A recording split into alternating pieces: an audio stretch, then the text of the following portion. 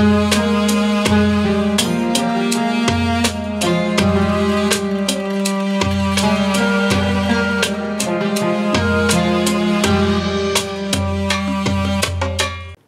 আলাইকুম ওয়া রাহমাতুল্লাহি ওয়া বারাকাতুহু। বিসমিল্লাহির রহমানির রহিম। এই মুহূর্তে বাংলাদেশ সহ বিশ্বের অগণিত দর্শক শ্রোতা যে প্রান্তে বসে আপনারা বৈশাখী টেলিভিশন দেখছেন, আমি এইচ.এম. বরকতুল্লাহ আপনাদের সকলকে জানাচ্ছি শুভেচ্ছা এবং অভিনন্দন। মহান স্রষ্টা আল্লাহ তাআলার দরবারে বিনীতভাবে শুকরিয়া আদায় করছি, আলহামদুলিল্লাহ। বিশ্বনবী জনাবে মুহাম্মদ রাসূলুল্লাহ সাল্লাল্লাহু আলাইহি ওয়াসাল্লামের প্রতি দরুদ এবং সালাম প্রেরণ করি শুরু করছি আজকের পরিবেশনা। প্রিয় দর্শক, আমরা প্রতি জুমাবারে নেয় আজকেও হাজির হয়েছি আপনাদের সামনে আপনাদের জীবন ঘনিষ্ঠ এবং জীবন জিজ্ঞাসামূলক প্রশ্নোত্তরের আয়োজন ইসলাম ও সমাধান নিয়ে। আজকে আমাদের মাঝে স্টুডিওতে অতিথি হিসেবে অংশগ্রহণ করেছেন বিশিষ্ট স্কলার, ইসলামিক চিন্তাবিদ, অধ্যাপক মাওলানা মুখতার আহমদ। আসসালামু আলাইকুম ওয়া রাহমাতুল্লাহি ওয়া বারাকাতুহু। মোহতারাম, আপনাকে স্বাগত জানাচ্ছি আমাদের আজকের আয়োজন। আপনাকে অনেক ধন্যবাদ। প্রিয় দর্শক শ্রোতা, টেলিভিশন স্ক্রিনে একটি নাম্বার আছে, সেই নাম্বারে আপনারা টেলিফোন করবেন, মোবাইলও ইনশাআল্লাহ আপনারা আমাদেরকে পেয়ে যাবেন। আশা করি জীবন ঘনিষ্ঠ যে কোনো প্রশ্ন আপনারা আমাদের আজকের এই আয়োজনে করবেন, আপনাদের প্রশ্নের উত্তরগুলো আমরা ইনশাআল্লাহ এই আয়োজনের মাধ্যমে দেওয়ার চেষ্টা করব। আজকে আমরা আলোচনা করতে চাই যে পবিত্র রমজানুল মুবারকটা খুবই কাছাকাছি এবং আজকে লাইলাতুন নিসফে মিন শাবানের রজনীর গুরুত্বপূর্ণ একটি সময়ও আজকে অতিবাহিত হচ্ছে। এই সম্পর্কে আমরা আজকে মাওলানা মুখতার আহমদের কাছ থেকে কথা শুনবো যে আসলে আমাদের এই মাস সামনে আসছে, যে মাস সম্পর্কে রাসূল করিম সাল্লাল্লাহু আলাইহি ওয়াসাল্লাম বলছেন যে রমজান মাসের প্রস্তুতির জন্য আল্লাহ রাসূল কিন্তু অনেক প্রস্তুতি তিনি গ্রহণ করেছেন এবং তিনি কিন্তু অনেক আগের থেকেই উঠে পড়ে লেগেছেন যে কী করে রমজানকে সেলিব্রেট করা যায়। সব মিলিয়ে আজকের এই আয়োজনের মাধ্যমে আপনার কাছ থেকে শুনতে চাই যে আসলে আমরা কীভাবে প্রস্তুতিটা গ্রহণ করতে পারি। ইন্নাল হামদুলিল্লাহ ওয়াসসালাতু ওয়াসসালামু আলা রাসূলিল্লাহ ওয়া বা'দ। রাসূলুল্লাহ সাল্লাল্লাহু আলাইহি ওয়াসাল্লাম যখন রমাদান আসতেন তখন তিনি সাহাবায়ে কেরামদেরকে নিয়ে বসতেন এবং তিনি বলতেন, আইয়ুহান নাস আতাকুম শাহরু রমাদান শাহরুম মুবারাকুন। হে লোকেরা, রমাদান মাস এসে বরকতময় মাস এসে, এরপরে তোমাদের উপর আল্লাহ তাআলা এই মাসকে ফরজ করে দিয়েছেন রোজা রাখার জন্যে এবং এই মাসে রাতের নামাজ আদায় করা তোমাদের জন্যে তাতাওয়ু অর্থাৎ নফল করে দিয়েছেন। অতঃপর রাসূলুল্লাহ সাল্লাল্লাহু আলাইহি ওয়াসাল্লাম তাদেরকে দীর্ঘ একটা আলোচনার মাধ্যমে উদ্বুদ্ধ বা অনুপ্রাণিত করতেন যে রমাদান মাস আসছে। অথবা এটি হলো এক নম্বর বিষয় যে রমাদান যে আসতেছে, রমাদান সামনে সমাগত, এটি নিয়ে যেন আমাদের চিন্তা থাকে এবং এর মাধ্যমে যেন আমরা একটু আগ্রহান্বিত হয়ে উঠি, আকাঙ্ক্ষিত হয়ে উঠি, আমরা যেন এর মধ্যে আনন্দিত হয়ে উঠি যে রমাদান মাস আসতেছে। এবং কোরআন আল্লাহ সুবহানাহু ওয়া তাআলা সে কথা বলেছেন, ইয়া আইয়ুহান নাস ক্বাদ জাআতকুম মাউইযাতুকুম মির রাব্বিকুম ওয়া শিফাউল লিমা ফিস সুদুরি ওয়া হুদাম ওয়া রাহমাতুল লিল মুমিনিন কুল বিফাদলিল্লাহি ওয়া বিরাহমাতিহি ফাবিযালিকা ফালইফরাহু। অর্থাৎ এই যে আল্লাহর অনুগ্রহ ক্রমে আল্লাহ তাআলা রমাদান মাসে কোরআন নাজিল করেছেন, এই যে রমাদান মাস তোমরা পাচ্ছ, কোরআনের মাস তোমরা পাচ্ছ, এ কারণে তোমরা আনন্দ প্রকাশ করো। কারণ আমাদের অন্তরে এরকম একটা আনন্দ থাকা উচিত যে রমাদান চলে আসে, ঈদ যেরকম আসতেছে একটা আনন্দ, ঠিক এরকম যেন আনন্দ আমাদের মাঝে থাকে। এটি হলো এক নম্বর কাজ। এবং দুই নম্বর কাজ হচ্ছে রমাদানে আমাদের কাজ কি? আসলে আমরা রমাদানে রোজা রাখবো। শাহরু রমাদান আল্লাযী উনজিলা ফীহিল কুরআন কুতিবা আলাইকুমুস সিয়ামু কামা কুতিবা আলাল লাযিনা মিন ক্বাবলিকুম লাআল্লাকুম তাত্তাকুন। যেহেতু রোজা রাখা, হুট করে রমাদানে আমরা রোজা রেখে ধরেন রাখতে পারবো না, এতে আমাদের জন্য কষ্ট হতে পারে বা রোজার যে আদব বা শিষ্টাচার রিকোয়ারমেন্ট আছে এগুলো হতে পারে যে আমরা ফুলফিল করতে পারবো না। এ কারণে আমাদেরকে রমাদানের আগে যে শাবান মাস জুড়ে আমাদেরকে রোজা রাখার জন্য রাসূলুল্লাহ নির্দেশ প্রদান করেছেন এবং আমাদের সেই প্রস্তুতিটা আমাদের এখন থেকে নিতে হবে। একজন দর্শক টেলিফোনে চলে আসছেন, আমরা লাইনটি নিচ্ছি। জি, আসসালামু আলাইকুম ওয়া রাহমাতুল্লাহ। জি, কে বলছেন, কোথা থেকে, নামটি বলে প্রশ্ন করুন। আসসালামু আলাইকুম হুজুর, ইব্রাহিমপুর ঢাকা ক্যান্টনমেন্ট এলাকা থেকে ডাক্তার মোহাম্মদ জাহিদ হোসেন লোটাস বলছি। বড় হুজুরের কাছে একটা প্রশ্ন ছিল। জি বলুন, অনেক ধন্যবাদ আপনাকে। জি, মাওলানা সাহেবের সচিত্র সহি নামাজ শিক্ষা বইয়ে আছে শাবান মাসের 15 তারিখে অর্থাৎ শবে বরাতে রোজা রাখলে 50 বছরের গুনাহ মাফ হয়ে যায়, 50 বছরের গুনাহ মাফ হয়ে যায়। এই কথাটি কতখানি সত্য দয়া করে জানালে খুশি হব। আসসালামু আলাইকুম। ওয়ালাইকুম আসসালাম, অনেক ধন্যবাদ ভাই। আপনি দেখতে থাকুন, শুনতে থাকুন, অত্যন্ত চমৎকার প্রশ্ন করেছেন, প্রাসঙ্গিক প্রশ্ন। আসুন আপনার প্রশ্নের উত্তরে চলে যাই। জি, আপনার জন্য প্রথম যে কথাটা হলো ভাই, তা হলো এই বক্তব্যটি সঠিক নয় যে শাবান মাসের এই মধ্য শাবানে অর্থাৎ লাইলাতুল বারাআ, যেটাকে শবে বরাত বলা হয়, এই রাতে রোজা, এই রাতে ইবাদত করলে 50 বছরের গুনাহ মাফ হয়, যে বক্তব্যটি একেবারেই সঠিক নয়। এটি একটি বানোয়াট বক্তব্য। কিন্তু এই রাতের ইবাদত হাদিসে যদিও প্রমাণিত নেই, আবার এই রাতের এই দিবসের ইবাদত হাদিসে প্রমাণিত নেই, কিন্তু এই রাতের ফজিলত হাদিস দ্বারা প্রমাণিত আছে। সহিহ হাদিসে এসে রাসূল সাল্লাল্লাহু আলাইহি ওয়াসাল্লাম বলেছেন, আল্লাহ তাআলা এই রাতে মানুষের দিকে তাকান এবং দেখেন মানুষের মধ্যে কারা শিরক করেনি এবং অন্য মুসলমানদের বিরুদ্ধে বিদ্বেষ বা হিংসা পোষণ করে নাই, এরকম সবাইকে আল্লাহ সুবহানাহু ওয়া তাআলা ক্ষমা করে দেন। অর্থাৎ ইল্লা লিমুশরিকিন আও মুশাহিনিন, যারা শিরক করে নাই এবং মুসলমানদের বিরুদ্ধে বিদ্বেষ হিংসা ক্ষোভ প্রকাশ করে নাই, এই জাতীয় সকল ব্যক্তিদেরকে আল্লাহ তাআলা ক্ষমা করে দেন। সেই কারণে এই রাতে যদি আমরা ক্ষমা পেতে হয়, কেবল এই দুইটা গুণ থেকে বা দোষ থেকে আমাদেরকে মুক্ত থাকতে হবে। আদারওয়াইজ এই রাতে আলাদা কোনো ইবাদত কোরআন এবং হাদিস দ্বারা কোথাও সাব্যস্ত হয় নাই। জি, এই রাতকে কেন্দ্র করে আসলে অনেকে মনে করে যে এই রাতে ইবাদত করলে সারা জীবনের গুনাহ মাফ হয়ে যাবে, এরকম। জি জি 50 বছর ওই কারণেই জিনিসটা আসলে আমাদের একটা ভুল কনসেপ্ট কিন্তু সৃষ্টি হচ্ছে, এবং দেখা যায় যে সারা বছর নামাজ পড়বে না, কিন্তু এই রাতের নামাজ পড়ার জন্য সারা রাত ইবাদতের জন্য প্রস্তুতি নিয়ে থাকেন, এবং দেখা যায় যে ফজরের নামাজটাও অনেক সময় মিস হয়ে যায় ইবাদত করতে করতে, আবার ফরজটার দিকে খেয়াল থাকে না। আসলে ফরজ এবং সুন্নত এবং নফলের মানদণ্ডটা কি, আমরা আসলে কোনটাকে বেশি প্রায়োরিটি দিব, কিভাবে? আমাদেরকে মাথায় রাখতে হবে যে আল্লাহ তাআলা যা কিছু আমাদের জন্য বাধ্যতামূলক সেগুলো ফরজ করে দিয়েছেন, এবং আমাদের জবাবদিহিত হবে কিন্তু ফরজ নিয়ে। নফল বা সুন্নাত নিয়ে তিনি আমাদেরকে প্রশ্ন করবেন না, তিনি আমাদেরকে প্রশ্ন করবেন যা আমাদের উপর ফরজ করে দিয়েছেন সেগুলো নিয়ে। আমরা যদি ফরজ নামাজ আদায় না করি আর যদি সারা রাত জুড়ে এরকম নফল পড়তেই থাকি, এতে আমাদের কোনো কাজ হবে না, আমল নামায় গিয়ে এগুলো যুক্ত হচ্ছে না, যুক্ত হবে তো ফরজের সাথে সংশ্লিষ্ট হয়ে। কারণ সহিহ হাদিসে রাসূল সাল্লাল্লাহু আলাইহি ওয়াসাল্লাম বলেছেন, কিয়ামতের দিন আল্লাহ তাআলা প্রথম প্রশ্ন করবেন নামাজ নিয়ে। যদি মানুষের নামাজ ফরজ নামাজগুলি ঠিক থাকে তাহলে আর কোনো সমস্যা নেই, যদি ফরজ নামাজগুলি যদি তার একটু ত্রুটিপূর্ণ থাকে, তখন তিনি বলেন যে দেখো তোর কোনো নফল ইবাদত আছে কিনা, নফল নামাজ আছে কিনা। তখন নফল নামাজ থেকে ফরজটাকে পূর্ণ করা হয়। যার ফরজের আমলই একেবারে কি শূন্য, সে নফল দিয়ে করবে কি? নফল তো তার জন্য সাপোর্ট দেবে। একজন যেমন ধরুন কোনো একজন ব্যক্তি, তিনি তার পাস মার্ক হলো 50 বা 33, তিনি 33ই পেলেন না, তাহলে তিনি গ্রেস মার্ক পাবেন কোথেকে? গ্রেস তো 33-এর সাথে হবে, মানে 33 বানানোর জন্য ওইটাই তার নাই, তাহলে তিনি গ্রেস দিয়ে তো আর বাঁচা যায় না। মানে যেটাকে আমরা বলছি যে কোন একটা ধরেন আপনার এক্সট্রা সামান্য তোলা, আমাদের দেশে বলা তোলা দুধে পোলা বাঁচে না, মানে আপনি আপনার সন্তানকে রক্ষা করতে হলে অমুকের কাছ থেকে একটু আনবেন, অমুকের কাছ থেকে একটু আনবেন, এইভাবে আপনি সন্তানকে রক্ষা করতে পারবেন না, বাঁচাতে পারবেন না। আমাদের উপর আল্লাহ তাআলা যেটা ফরজ করে দিয়েছেন সেই জন্য আমাদেরকে জবাবদিহি করতে হবে। একটা ফরজ নামাজ এরকম হাজার হাজার রাতে জেগে নামাজ আদায় করার চেয়ে অনেক অনেক বেশি উত্তম এবং অনেক বেশি জরুরি, বাধ্যতামূলক এটি। সে কারণে যারা এই কাজটি করছেন তারা ভুলের মধ্যে আছেন। আপনি এই রাতে ইবাদত, যেহেতু হাদিস দ্বারা প্রমাণিত নাই, আলাদা করে ইবাদত করার দরকার নাই। যে ইবাদতগুলো আমরা আগে থেকে করে আসতাম সেই ইবাদতগুলো করতে পারি, যেমন তাহাজ্জুদের নামাজ এটা আদায় করবেন আপনি, এবং জামাতের সাথে আপনি এশার নামাজ এবং ফজরের নামাজ যদি আদায় করেন জামাতের সাথে, তাহলে আল্লাহ তাআলা তো এমনিতেই আপনার আমল নামায় লিখে দেবেন যেন সারা রাত জুড়ে আপনি নামাজ পড়েছেন। এই রাতকে ভাগ্যের রজনী বলা হয়, যাকে শবে বরাত, যেটি হচ্ছে ফার্সি শব্দকে এনে ব্যবহার করা হচ্ছে যে ভাগ্যের রাত। এবং এটি কিন্তু অনেকের কাছে এটা প্রচলিত আমাদের কাছে রয়েছে। সেক্ষেত্রে আপনি কি করবেন, আসলে কি এটি ভাগ্যের রাত? না, এই বক্তব্যটি একেবারে ভুল।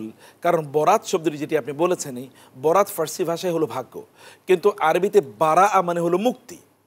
অতএব কোথায় শবে বারাত, কোথায় আমরা এটাকে একদিকে বলে মুক্তির রজনী, আবার বলে ভাগ্য রজনী, মানে দুটো একটা সব মিলে একটা কি হয়েছে, এটা একটা জগা খিচুড়ি জিনিস হয়ে গেছে। ভাগ্য রজনী আসলে কোনটা? ভাগ্য রজনী তো যেই রাতে আল্লাহ তাআলা ভাগ্য নির্ধারণ করে রাখেন, সেটা কোরআনে আল্লাহ তাআলা কি বলেছেন? ইন্না আনজালনাহু ফি লাইলাতিল কদর তানাজ্জালুল মালাইকাতু ওয়ার রূহু ফিহা মিন কুল্লি আমর, মানে বিইজনি রাব্বিহিম মিন কুল্লি আমর। আল্লাহ তাআলা তো সিদ্ধান্ত নেন কদরের রাতে, এবং ফিহা ইউফরাকু মিন কুল্লু আমরিন হাকিম, যেটা সূরা দোকান আল্লাহ তাআলা বলেছেন।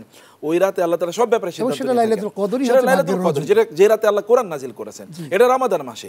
অতএব এই শাবান মাসের এটাকে ভাগ্য রজনী বলা একটা ফলস অথবা এক ধরনের ভিত্তিহীন, এক ধরনের একটা টার্মিনোলজি। এই টার্মিনোলজিটা ব্যবহার করা শব্দটাই আসলে ব্যবহার করাটা উচিত নয়। এটা একটা ভুল, একটা রং টার্মিনোলজি, রং পরিভাষা এটি। তো আমরা এই রাতকে কেন্দ্র করে অনেকে যেমন প্রস্তুতি নিচ্ছে, হালুয়া, রুটি, তারপরে বিভিন্ন রকমের আয়োজন, এটা করাও নাকি একটা জরুরি কাজ বলে মনে করে, ইবাদতের মতো। সেই জিনিসটা কি? এই কাজটিও একটা বেদাতি কাজ, এটিও একটি বেদাতি কাজ। এই জন্য যে না আল্লাহ রাসূল করেছেন, না আল্লাহ ব্যাপারে নির্দেশ প্রদান করেছেন, না সাহাবায়ে কেরামরা করেছেন যে আমরা এই হালুয়া রুটি অথবা ইত্যাদি আমরা তৈরি করব, মানুষের বিতরণ করব, নিজেরা খাবো, আনন্দ উৎসব করব। এটা তো আনন্দ উৎসবের কিছু না। এবং এই রাতে আনন্দ উৎসব রাসূল সাল্লাল্লাহু আলাইহি ওয়াসাল্লাম করেন না, অথবা এটাকে ইবাদত হিসেবে যদি কেউ করে তাইলে সেটি বেদাত হয়ে যাবে, এটা সওয়াব তো খাওয়ালে নয়। কোনো সমস্যা নাই। হ্যাঁ, এমনি কেউ যদি এটা যদি তিনি সব সময় খাইয়া থাকেন কিন্তু এই রাতকে উদ্দেশ্য করে কেউ যদি খাওয়ায় তাহলে এটি বেদাত হবে এবং এটি গুনাহ হবে তখন তার। অনেকে মনে করেন যে বেদাতটা আসলে আমরা কেন বলবো, কারণ বেদাত তো এইটা এই ইবাদতে বেদাত আছে, হাদিস দেখাও। জি। মানে অনেক এরকম কিন্তু যারা বেদাতি লোকজন এরকম প্রশ্ন করে, আসলে সেক্ষেত্রে আসলে প্রশ্ন হলো যে এই জায়গাটাতে আমাদের ভুল মূলনীতি, যেটা এই মূলনীতিটা ভুল করে ফেলেছি। আমাদের এটা যে বেদাত এটা হাদিস দেখাও, এটা তো না। এবাদতের জন্য হাদিস দেখানো লাগে যে এইটা এবাদত, এটা হাদিস দেখাও, কারণ যেটা হাদিসের মাধ্যমে এবাদত হিসেবে আপনার প্রমাণিত হয় না সেটা করাটাই হলো বেদাত। অতএব বেদাত মানে তো এটা হাদিসে থাকবে না, অতএব হাদিসে থাকবে যে এটা বেদাত, এটা প্রমাণ করে, তাহলে তো আমাকে কোটি কোটি হাদিস বানাতে হবে বেদাত বোঝানোর জন্য। না, ইসলাম হচ্ছে কোথায়, আমাদের মূলনীতিটা কোথায়, তা হলো কোরআন এবং হাদিসে এবাদত হিসেবে এটা প্রমাণিত হতে হবে, তাইলেই কেবলমাত্র এটা এবাদত হবে। যদি এবাদত হিসেবে প্রমাণিত না হয় করলে এটা বেদাত হয়ে যাবে। আদারওয়াইজ তো আপনি একটা এবাদত বানাবেন, আমি একটা এবাদত বানাবো, অমুকে বানাবে, অমুকে বানাবে, তাহলে তো কোটি কোটি এবাদতের ধরন তৈরি হয়ে যাবে। তখন তো আর ইসলামের তার যে মূল স্ট্রাকচার, মূল অবকাঠামো তখন থাকবে না। এবং এই বেদাত অনেক সময় শিরকের পর্যায়ে নিয়ে যায়। জি জি জি, বেদাত তো অনেক বেদাত আছে, এটা শিরক এবং মানুষকে ইসলাম থেকে দূরে নিয়ে যাচ্ছে। যদি যেমন ধরুন আমরা কবর কেন্দ্রিক, মাজার কেন্দ্রিক, অথবা মানে খানকা কেন্দ্রিক, অথবা পীর কেন্দ্রিক বা মুর্শিদ কেন্দ্রিক যে সকল কাজগুলো বিশ্বাস হয়, এগুলো তো বেদাত। কিন্তু এই সকল বেদাত মানুষকে মুশরিক বানিয়ে দেয়। যেমন ওইখানে গিয়ে যদি কবরের কাছে যদি তিনি বলেন যে এই কবর এর বাসিন্দা যিনি, তার কাছে চাইলে তিনি আমাকে দিতে পারবেন, তার উসিলে আল্লাহ আমাকে মাফ করে দেবেন। ওইখানে মাছ গাছ অথবা ধরেন গজার মাছ ইত্যাদি আছে, সেখানে কুমির কাসিম আছে, সেখানে গেলে মুক্তি পাওয়া যাবে, এগুলো বিশেষ করে সন্তান আসবে, এক্স্যাক্টলি এই ধরনের কথাগুলো ঠিক। লাইলাতুন নিসফে মিনাশ শাবান যে হাদিসটি রয়েছে, এই হাদিসের আলোকে এই রাত্রে নবী করিম সাল্লাল্লাহু আলাইহি ওয়াসাল্লাম যে ইবাদতগুলো করেছিলেন সেইটি কতটুকুন এবং সেটি করাটা আমাদের উচিত কিনা? এক্স্যাক্টলি। প্রথমত হচ্ছে যে এই রাতে রাসূল কি ইবাদত করেছেন, এই রাতে রাসূল কোনো ইবাদত করেছেন এটা কোনো সহিহ হাদিস দ্বারা প্রমাণিত নয়। সেই কারণে এই রাতে কোনো ইবাদত আলাদা করে এই রাতের কোনো ইবাদত নাই। রাতের ইবাদত আছে সেটি হচ্ছে রমাদানে এবং লাইলাতুল কদরে। কেবলমাত্র লাইলাতুল কদরের রাতের ইবাদত হাদিস দ্বারা প্রমাণিত। আদারওয়াইজ অন্য যত রাত আছে সকল রাতের ইবাদত সাধারণ ইবাদতের মতো, অর্থাৎ সেটা কিয়ামুল লাইল, সলাতুত তাহাজ্জুদ, ওয়া মিনাল লাইলি ফাতাহাজ্জাদ বিহি নাফিলাতাল লাক, কুমিল লাইলা ইল্লা কালিলা, তাই না? এই যে কোরআনের যে আয়াতগুলো, তাতাজাফা জুনুবুহুম আনিল মাদাজিই ইয়াদউনা রাব্বাহুম খাউফান ওয়া তামআ, এটা হচ্ছে রাতের ইবাদত। সকল রাতের ইবাদত একই রকম। কেবল রমাদানে একটা কিয়ামুল লাইল অথবা সালাতুত তারাবি এক্সট্রা আছে এবং লাইলাতুল কদরের নামাজ আছে। মান কামা লাইলাতাল কদরি ঈমানান ওয়া ইহতিসাবা, এটা হাদিসে এসেছে লাইলাতুল কদর কেউ ওই রাতে দাঁড়িয়ে নামাজ আদায় করে। কিন্তু এই রাতে রাসূল সাল্লাল্লাহু আলাইহি ওয়াসাল্লাম কোনো ইবাদত করেছেন প্রমাণিত না। কিন্তু একটা হাদিস এটি প্রায় হাসানের পর্যায়ের, যে রাসূলুল্লাহ সাল্লাল্লাহু আলাইহি ওয়াসাল্লাম এই রাতে তিনি কবরস্থান জিয়ারত করেছিলেন। আয়েশা রাদিয়াল্লাহু তাআলা আনহার বর্ণিত এই হাদিসটি। তো ফলে কেউ যদি চায় এই রাতে তিনি কবর জিয়ারত করতে পারেন, যদি কেউ চায়, যেহেতু এই হাদিসে এসছে এটি। আদারওয়াইজ এই রাতে কোনো ইবাদত নাই, বরং এই রাতে কেউ যদি তার নিজকে পরিশুদ্ধ করতে পারে, ওই যে দুটো জিনিসের কথা আমরা বলেছি, একটা শিরক থেকে তিনি যদি তওবা করেন, আল্লাহ আমি সকল শিরক থেকে তওবা করলাম, আর কখনোই শিরক করব না, এবং মুসলমানদের বিরুদ্ধে আমি বিদ্বেষ পোষণ করা বন্ধ করে দিলাম, তাইলে আল্লাহ তাআলা তাকে এমনিতেই ক্ষমা করে দেবেন ইনশাআল্লাহ। আমরা আসল যে মূল বিষয়টা ইসলামের জন্য আমাদের জন্য আল্লাহ রাব্বুল আলামিন দিয়েছেন, সেটি কিন্তু দুটো জিনিস বলেছেন, যে তারাকতু ফিকুম আমরাইন লান তাদিল্লু মা তামাসসাকতুম বিহিমা কিতাবাল্লাহি ওয়া সুন্নাতি রাসূলিহি। আমি তোমাদের জন্য দুটো বিষয় রেখে যাচ্ছি, একটি হচ্ছে আল্লাহর কিতাব কোরআন, আর একটি হচ্ছে সুন্নাহ রাসূলের হাদিস। এই দুটো জিনিসকে যদি আঁকড়ে ধরো লান তাদিল্লু, কখনোই তোমরা বিভ্রান্তির মধ্যে পড়বে না। এইটার আলোকে আপনি বলবেন যে আসলে আমরা কিন্তু আসলে যারা এই আমাদের দেশে যারা ইসলাম পালন করি, তারা কিন্তু এই দুটো মূলনীতির বাইরে আমরা চেষ্টা করি, কিন্তু এটার ভিতরেই কিন্তু অনেক কাজ, একটি মানুষের যে পরিমাণ কাজ আল্লাহ রাব্বুল আলামিন কোরআন এবং সুন্নাহর মধ্যে দিয়েছেন, সেটি করতেই তো আমাদের অনেক সময় এবং টাইম চলে যায়। আমরা অন্য কাজ, অন্য ইবাদত, অন্য কিছু করার সুযোগটা পাবো কোথায়? এক্স্যাক্টলি, দেখুন আপনি মূল জায়গাটাই বলেছেন। তা হলো আমরা যদি কোরআন এবং সুন্নাহর আলোকে আমাদের প্রত্যেকটা কাজ করি, তাহলে ওই কাজটাই তো ইবাদত। নতুন করে তার ইবাদত আবিষ্কার করার প্রয়োজন হয় না। আমরা এই টেলিভিশনে যে প্রোগ্রাম করছি, এই প্রোগ্রামটা যে আল্লাহ এবং আল্লাহ রাসূলের জন্য করি এবং কোরআন এবং সুন্নাহ অনুসারে করি, তাহলে তো এটাই ইবাদত হয়ে যাচ্ছে। আমরা যখন বাজারে যাই, আমাদের সন্তানদের জন্য মায়েরা, বোনেরা, যারা স্ত্রীরা, তারা যখন রান্না বান্না করেন, তারাও যদি এটা কোরআন এবং সুন্নাহর যে স্পিরিট আছে, মানে এটা আল্লাহ সন্তুষ্টির জন্য যদি আমরা এই কাজটা করি, এটাও তো ইবাদত হয়ে যায়। আমি আমার স্বামীর প্রতি আমার দায়িত্ব আছে, আমার সন্তানদের প্রতি আমার দায়িত্ব আছে, ওই দায়িত্ব পালনের পার্ট হিসেবে আমি এটি করছি। আবার আমরা যখন আমাদের সন্তানদের জন্য, স্ত্রীর জন্য, পরিবারের জন্য, পিতামাতার জন্য ইনকাম করি, এটারও যদি উদ্দেশ্য থাকে যে তাদের প্রতি আমাদের দায় আছে এবং এর মাধ্যমে আল্লাহ তাআলা সন্তুষ্ট হবেন, হালাল ইনকামের মাধ্যমে আমরা আমাদের নিজেদেরকে এবাদতগুলোকে যেন আল্লাহ তাআলা কবুল করেন এভাবে আমরা তৈরি করি, তাহলে তো আমাদের আয় ইনকামও বা আমাদের চাকরি বাকরি ব্যবসা বাণিজ্য যেটাও আবাদত হয়ে যায়। ফলে আমাদেরকে নতুন আবাদত আবিষ্কার করা লাগে না। দু ধরনের আবাদত আছে, একটা হলো ফরমাল আবাদত, যেটা আল্লাহ এবং আল্লাহ রাসূল স্পষ্ট করে বলে দিয়েছেন, যেমন 5 ওয়াক্ত নামাজ আদায় করা, রমাদানের রোজা রাখা, আবার ধরুন আইয়ামে বীদের রোজা রাখা, শাবান মাসে রোজা রাখা, এরকম কথা আমরা বলছি, হজ করা, জাকাত দেয়া, এই যে কাজগুলো এগুলো কিন্তু ফরমাল আবাদত। কিছু ইনফরমাল আবাদত আছে, যে ইনফরমাল আবাদতগুলো যেমন আমরা যদি এটা আল্লাহর নামে করি, কোনো একটা কাজ শুরু করেছি, ঘর থেকে বের হলাম, বিসমিল্লাহি তাওয়াক্কালতু আলাল্লাহ, ঘরে যখন ঢুকলাম বিসমিল্লাহি ওয়ালাজনা বিল্লাহি ও বিসমিল্লাহি খারাজনা, গাড়িতে উঠলাম আল্লাহু আকবার আল্লাহু আকবার আল্লাহু সুবহানাল্লাযী সাখারানা হাদা, এই যে এই গাড়িতে ওঠাটা কিন্তু ইবাদত হয়ে যেতে পারে। অতএব দিস আর ইনফরমাল ইবাদত। এই ইনফরমাল ইবাদতগুলো হাদিসে কোরআনে কোথাও বলা হয় না, কিন্তু এগুলোর মূলনীতি বলে দেওয়া হয়েছে, তোমরা এইভাবে সুন্নাহ মোতাবেক কাজ করো এবং আল্লাহ তাআলা সন্তুষ্টির জন্য কাজ করো, তোমরা পারফেকশনের সাথে উত্তমভাবে কাজটি সম্পাদন করো, তাহলে এটা ইবাদত হয়ে যাবে। জি জি, আপনি ঠিকই বলেছেন যে আসলে আল্লাহর ইবাদতটাই আসলে আমরা সঠিকভাবে বুঝতে পারছি না, যে আসলে আমরা কোনটাকে আমরা ইবাদত মনে করব যে সাধারণ মাজারে গিয়ে মানত করলে এবং সেখানে যে সন্তান চাওয়া হয় সেটাই মনে হয় ইবাদত, সেটাই আসল রূপ।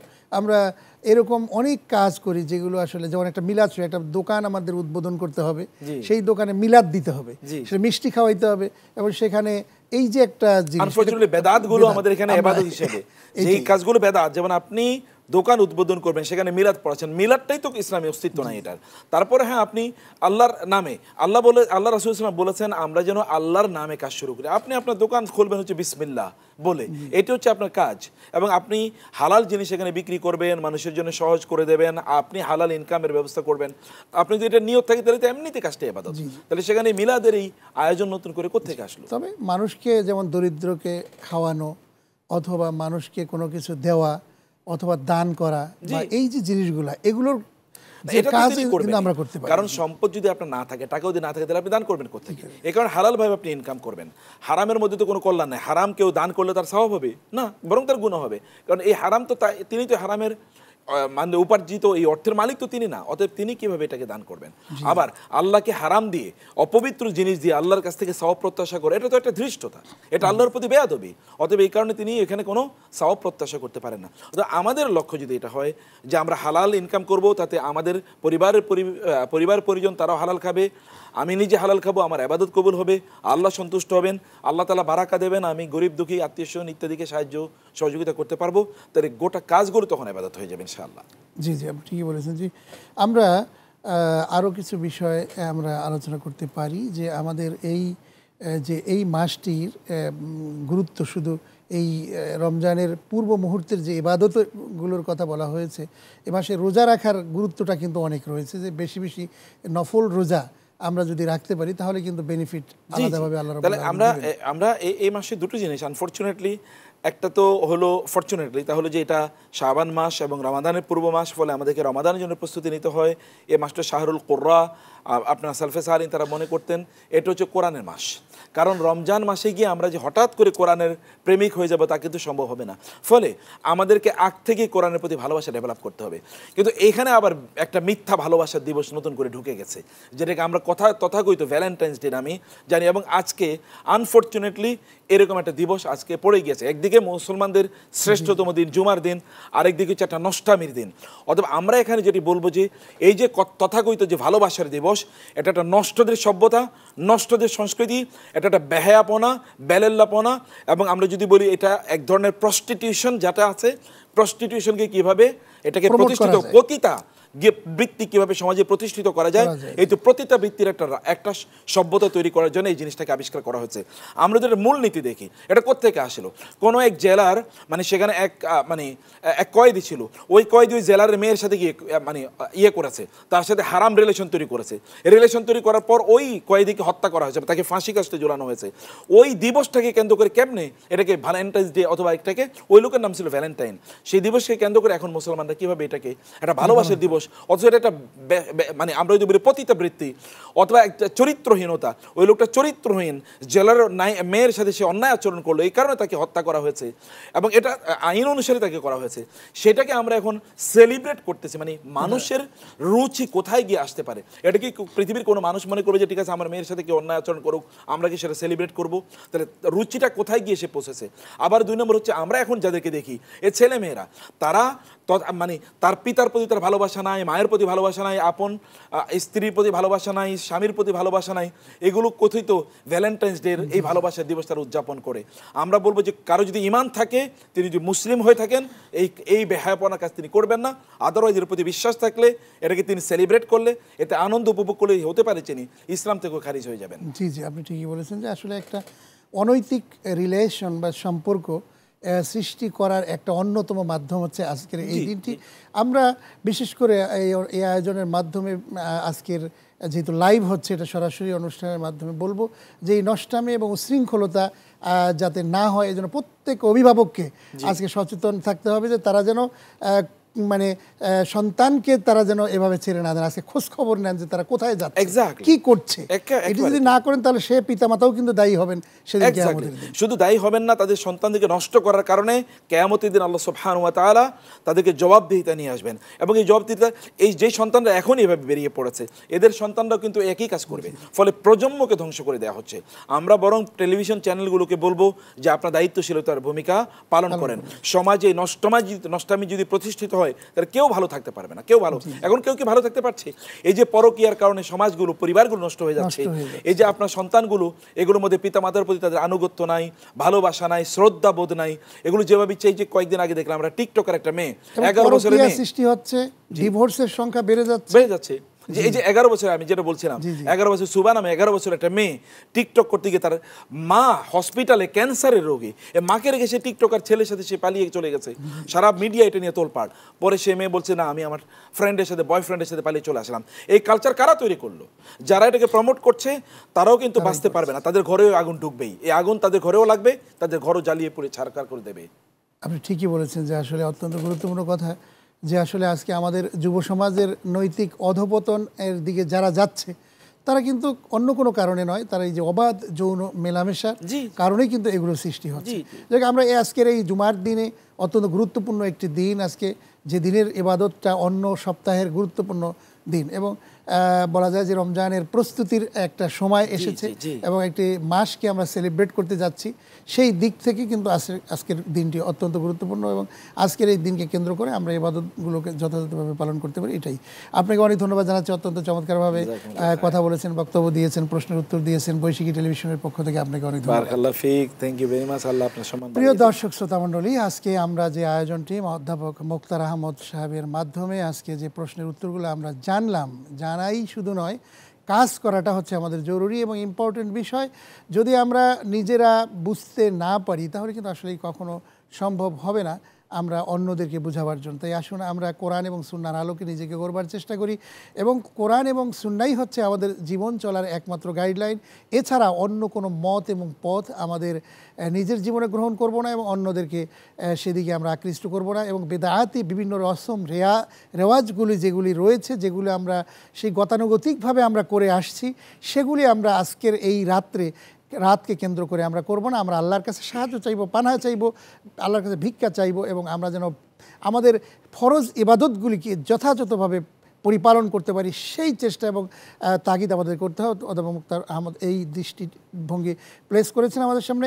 দ্বিতীয়ত কথা হচ্ছে যে উশৃঙ্খলতা নয়, সমাজকে সুষ্ঠুভাবে পরিচালনার জন্য আমাদেরকে নারী পুরুষের যৌন অবাধ মেলামেশা থেকে ফিরে এসে সুন্দরভাবে নিজেকে গড়বার জন্য, যুবক তরুণদের চরিত্রকে ভালো রাখবার জন্য এই দিনকে কোরআন এবং সুন্নাহর আলোকে নিজেকে গড়ে তোলার জন্য চেষ্টা চালিয়ে যেতে হবে। আল্লাহ রাব্বুল আলামিন আমাদেরকে সবাইকে সেই দিকে ধাবিত হওয়ার তৌফিক দান করুক, এবং এই জুমার দিন পবিত্র দিন হিসেবে আমাদের পরিপালন করার তৌফিক আমরা সবাই পাই, সেই প্রত্যাশা মহান স্রষ্টা আল্লাহর কাছে করি। আজকের মতো এই আয়োজন থেকে বিদায় নিচ্ছি। আল্লাহ হাফেজ। আসসালামু আলাইকুম ওয়া রাহমাতুল্লাহি ওয়া বারাকাতুহু।